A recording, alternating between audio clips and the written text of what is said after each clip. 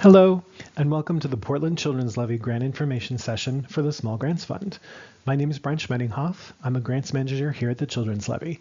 Today we'll be joined by my colleague, Erica Bridgman, and we'll be walking you through the Small Grants Fund information that you need to know. It's our goal that by the end of the session today, you'll accomplish the following things. You'll know the goals of the Portland Children's Levy. You'll be able to understand the purpose of the Small Grants Fund. You'll be able to learn about the written and video components of the Small Grants application. You'll understand the timeline to apply for the small grant and when to expect a decision about the grant. And you'll understand how to register and complete an application in WebGrants. Here's the outline for the presentation. We have the welcome, which we just did, and then we're going to have an overview of PCL and government funding, discussing our community engagement process, explaining the purpose of the Small Grants Fund, who is eligible, application and timeline details, the WebGrants portion, and then Q&A. I'm going to hand it over to Erica so she can lead you through the overview of PCL. Thank you, Brian. Now we will shift to the main content of the presentation. The Children's Levy was created in 2002 with a local property tax to offer grants for programs serving children, youth, and families in Portland. It's been renewed 4 times, most recently in 2023. The Small Grants Fund, which we will talk about today, was launched in 2020. PCL has 2 advisory bodies that guide our work. The first is the Allocation Committee, which is a 5-member committee that meets publicly to make funding decisions. It's composed of 1 Portland City Councilor, 1 Multnomah County Commissioner, and 3 citizens members. 1 citizen member is appointed by the mayor and 1 is appointed by the county commission chair. It provides oversight for our work at PCL and is required in the ballot language of the levy. The allocation committee will make the funding decisions about which organizations are funded and for which amount. The second advisory body is our community council. The community council is an advisory body of up to 13 volunteers that guide PCL policy, including designing our grant-making processes. 9 of the 13 volunteers identify as Black, Indigenous, or people of color. 3 of the 13 identify as disabled. 3 of the 13 identify as a member of the LGBTQIA2S+ communities, and they will all be reviewing the video submissions and making funding recommendations in this process. You will hear a little bit more about both of these bodies when we get to the timeline portion of the presentation. We also want to let you know that PCL conducts community engagement activities prior to any funding process. This allows us to hear directly from families in Portland about services that children, youth, and families in our community need. In 2024, the community engagement process helped us to shape the funding priorities for PCL's large and small grants. There are different funding priorities for every program area, and you will need to choose one funding priority that is the primary focus of your program when you apply. The community engagement process was conducted in collaboration with Camille Trummer and PKS International using focus groups, surveys, and interviews. We heard from 760 community members and service providers across Portland. Of the community survey respondents, 70% were Black, Indigenous, and people of color. More than 50% lived in households earning less than $50,000 a year, and more than 50% had preferred languages other than English. Before we get into the specifics of the Small Grants Fund, I'd like to take a moment and point out a few big picture things that might be helpful to understand. Government grants can be a lot of work. A PCL grant requires detailed reporting of program and financial data. The program data, it might be things like how many folks were served, how often they participated in a program, the number of hours of service you provided, the demographics of the participants, and more. If your application's funded, we'll work with you over time to help you get ready to report that information. The financial data we require can also be complex. The Small Grants Fund is a reimbursement-based grant, so you have to show us what expenses we're paying you for. It's part of how we are held accountable to taxpayers to show that their money is being spent well. It might be helpful to look at our website under the financial guidance section. This will give you a deeper understanding of what kind of financial information and reporting we're going to look for.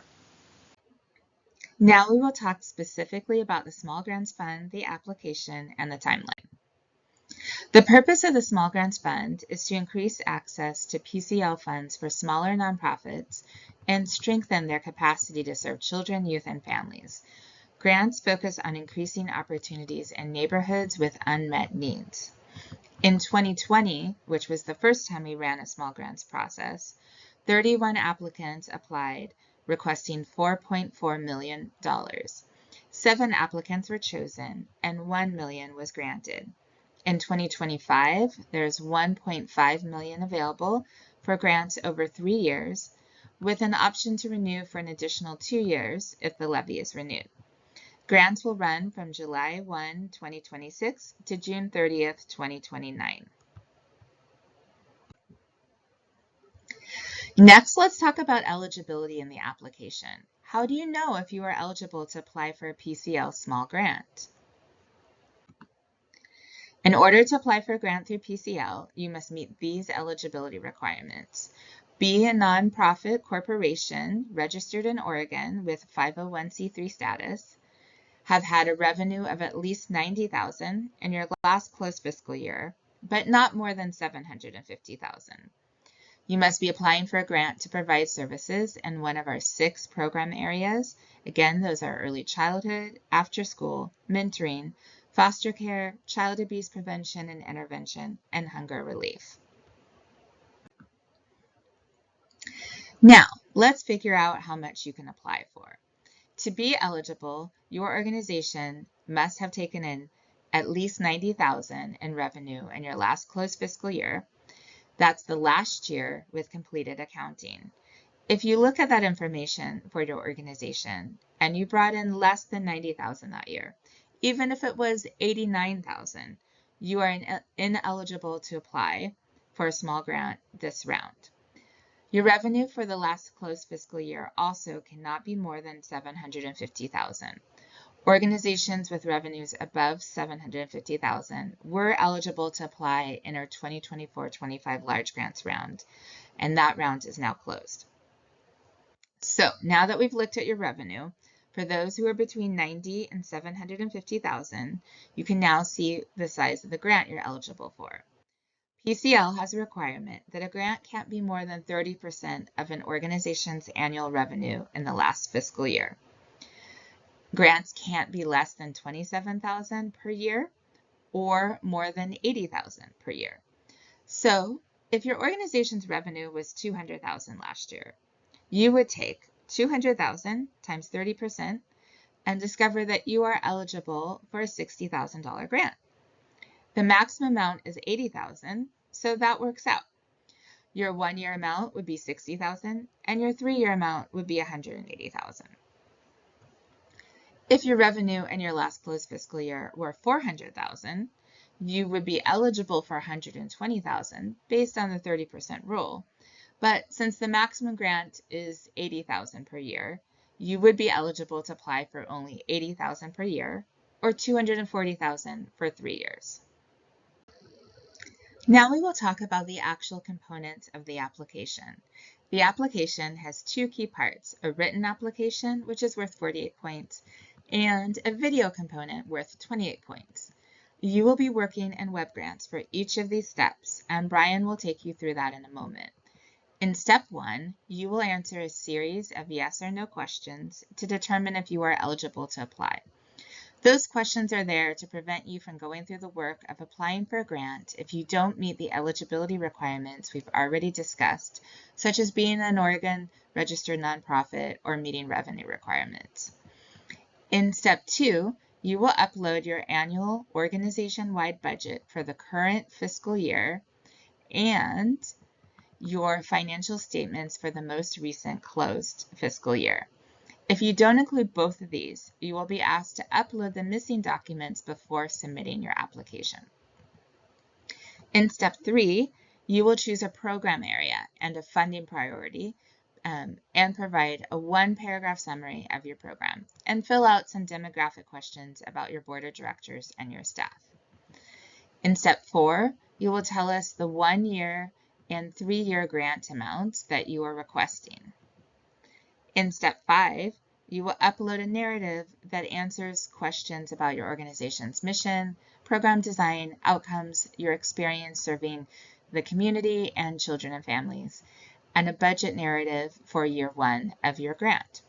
A budget narrative is just a Word document that describes your expenses and explains the math you used to come up with the amounts in your budget.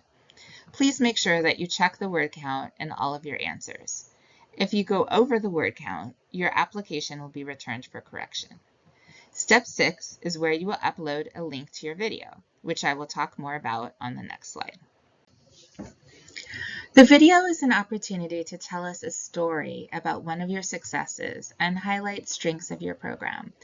All the videos will be 5 minutes and will be uploaded to Vimeo or YouTube. The video instructions include links on how to upload those videos once you're ready. They don't need to be polished and edited. You can use a cell phone to make the videos. We just ask that you have a plain background that makes it easier to see the speakers and that you minimize shaking and movement.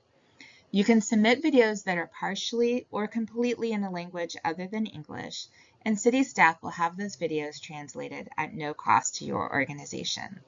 Finally, youth may participate in the videos, but they must be 6th graders or older, and they must enthusiastically consent and volunteer to participate in the project. It can't be a program requirement.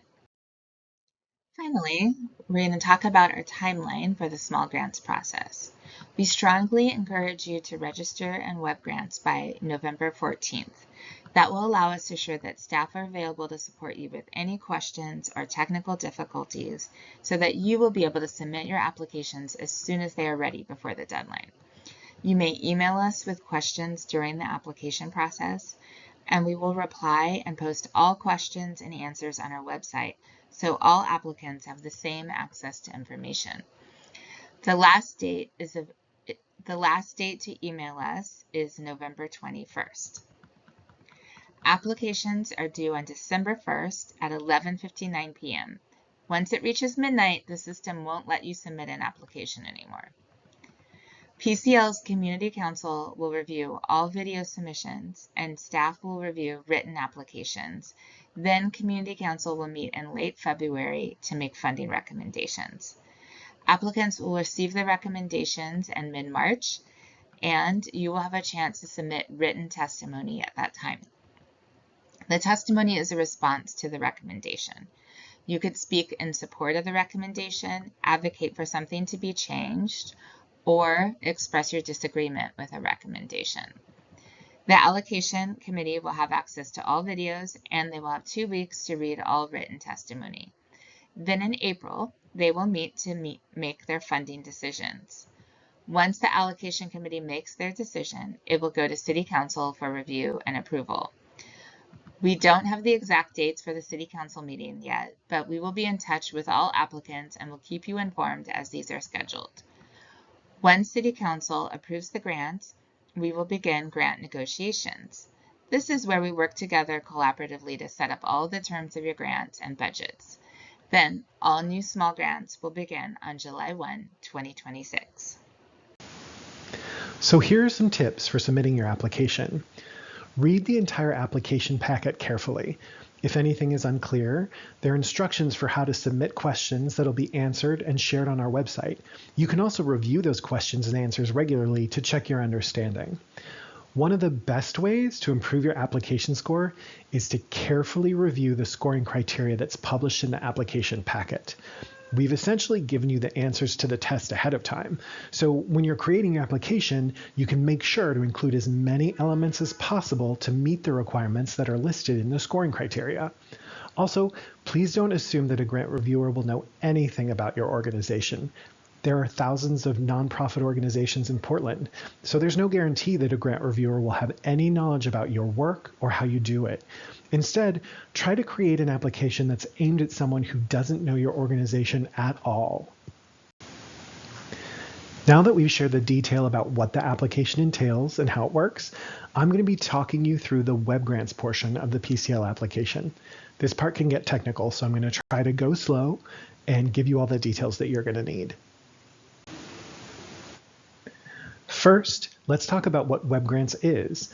WebGrants is the City of Portland's web-based grant management program, where community members can apply for funding and manage their grants. For this PCL funding round, we've created several different tools you'll need for WebGrants, including screenshot user guides and the narrative template you'll need to fill out and upload into the application. You can find all of that information at the PCL website.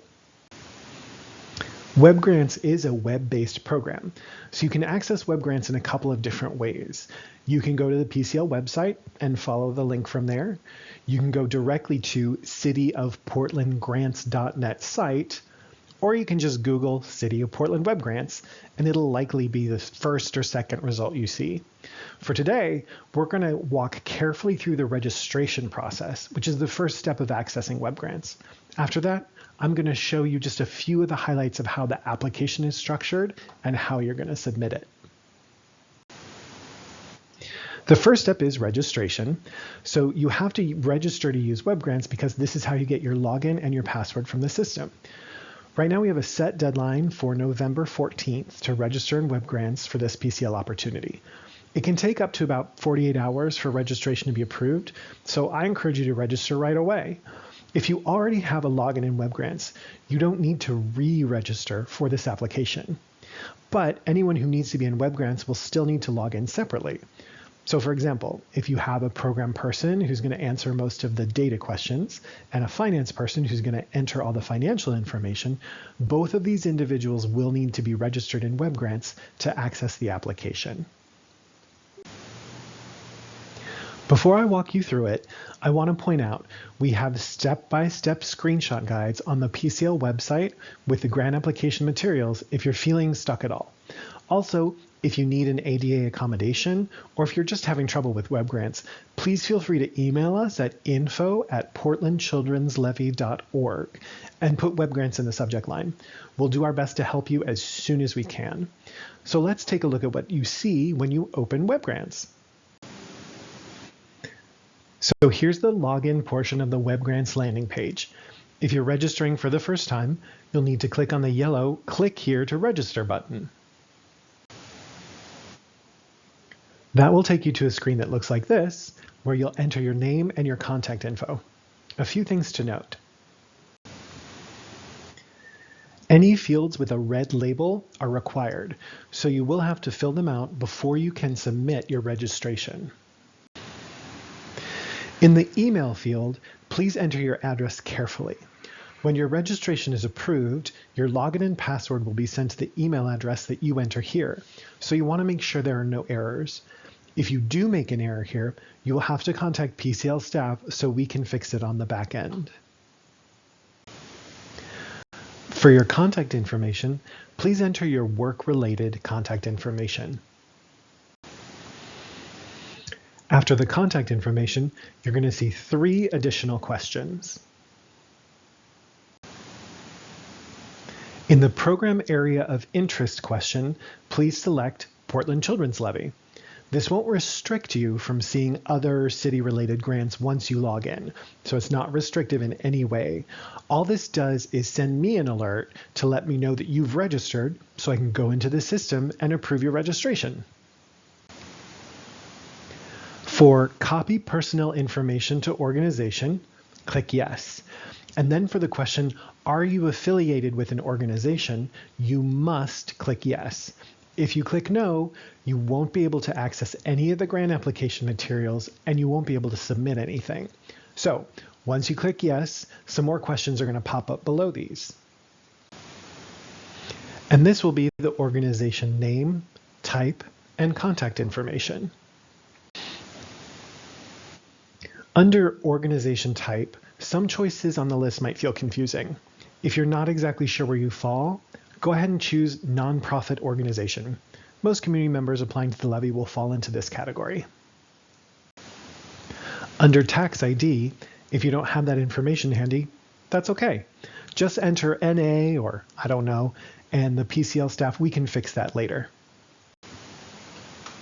So the optional website field can be a little tricky. It only recognizes answers that have HTTPS// in front of it. So in this example, I tried entering our PCL website without the HTTP and it wouldn't accept it. So I would recommend either directly copy and paste your web address from a browser window or just leave that line blank. We can always go in and add that information in later. Once all the information is entered, you click on the Save Registration Information button down here. Hello. And then you should be taken to this confirmation screen. The confirmation screen says an email has been sent to your address. If you don't get this email within 30 minutes, check your spam folder. If you still don't see it, reach out to us, to PCL staff, so we can troubleshoot with you. Once we approve your registration, which can take up to 48 hours, you should receive an email from the WebGrants system with your login and password. This email can look a little junky, so make sure you keep an eye out for it. So at this point in the presentation, normally we would ask if you have any registration questions, but this is a recording. So instead, I'll just mention that you can always send any questions you have to info@portlandchildrenslevy.org, and we'll respond to you as quickly as we can. So now let's take a look at how the application is structured in the system. We've done our best to make the WebGrants forms as straightforward as we can. And again, I'll mention we have step-by-step screenshot guides on the PCL website on the same page as all the application materials. If you work in web portals a lot, it's probably worth skimming the application guide because WebGrants does have some idiosyncrasies to it. If you're not a regular user of grant portals, it might be more helpful to review the application guide more closely. Okay, so in WebGrants, the PCL Small Grant Fund lives in what WebGrants calls a funding opportunity. When you log into WebGrants, go to the funding opportunity bar on the left side of the screen. Once you click on that, it will take you to a screen that shows all of the available funding opportunities for the City of Portland. The Small Grants Fund is listed here, and it's titled PCL Small Grants Fund 2026 to 2029. There may be more opportunities listed from other bureaus too. It's depending on what's posted in the system when you're logged in. So to select it, you simply click on the row for the Small Grants Fund, and that will take you to the Funding Opportunity screen. Here, you simply click on the green button on the right to start your application. As Erica mentioned, there are 6 steps in the application. For some steps, you will need to upload documents like your agency budget or your grant narrative. The narrative template is required, and it has the word limits listed in it. Please pay special attention to the formatting requirements like font size and word limits to make sure the narrative you upload complies with the instructions. When you are in your WebGrants application view, this is what those 6 steps will look like. All you have to do is click on the row of the step you want to edit, and it'll take you to that form where you enter the information. So there's a unique function of the application forms where you have to mark every step as complete once you've filled out all the information or uploaded your narrative or your attachment. Once you mark all the forms as complete, then the Submit Application button shows up.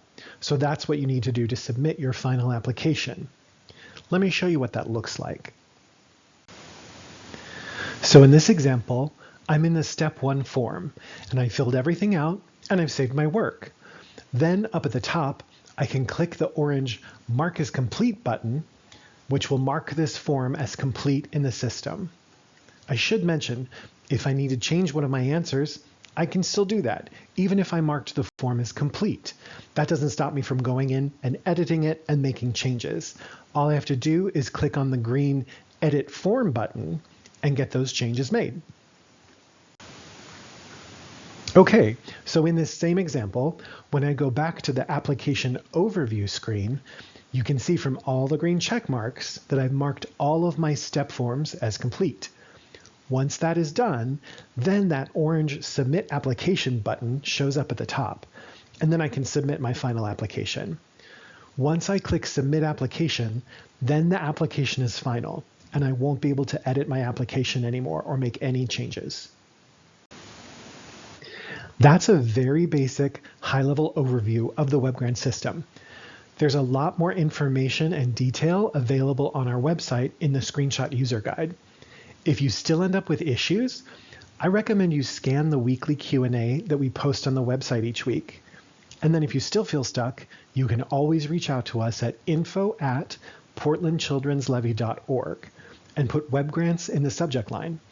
I personally will be watching that inbox really closely every day, and I'll do my best to help you.